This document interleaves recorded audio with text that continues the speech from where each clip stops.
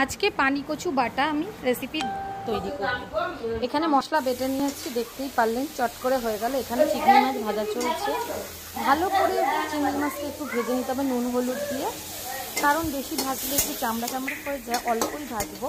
এদিকে ভাজা হয়ে গেছে, তেল গরম করতে দিয়ে দিয়েছি। মধ্যে দেখতেই পাচ্ছেন পেঁয়াজ অলরেডি ছেড়ে দিয়েছি।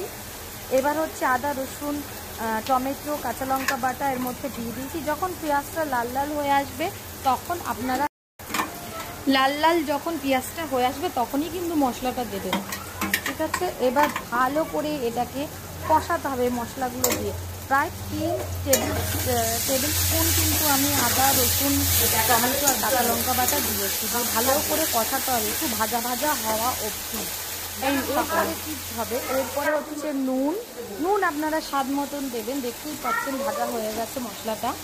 নুন স্বাদ মতন দেবেন। আপনার লঙ্কাটাও ইচ্ছা মতন ঝাল দেবেন। আমি শুকনো লঙ্কার গুঁড়োও দিয়েছি, ঠিক আছে। এর মধ্যে নুন হলুদ শুকনো লঙ্কার গুঁড়ো, মিষ্টিটা আমি কচু বাটাটা ছাড়ার পরে দেবো, না হলে কি মিষ্টিটা আগে দিলে তলায় লেগে যায়, কড়াইয়ের তলায়, ঠিক আছে, নিচে বলতে পারেন।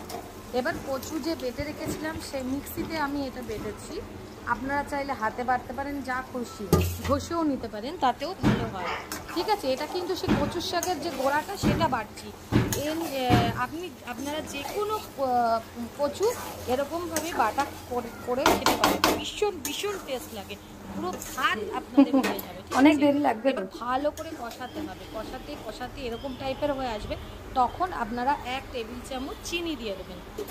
এবার ভালো করে কষানোর পর এবার দেখতেই পাচ্ছেন ভেজে রাখা চিংড়ি মাছগুলো ছেড়ে দেওয়া হবে, দিয়ে ভালো করে কষিয়ে নাড়িয়ে ভেজে লাল লাল করে একটুখানি, মানে লঙ্কাটা কিন্তু আপনাদের ওপর, নুন আর লঙ্কা কতটা আপনারা ঝাল খাবেন। হয়ে গেছে আমার।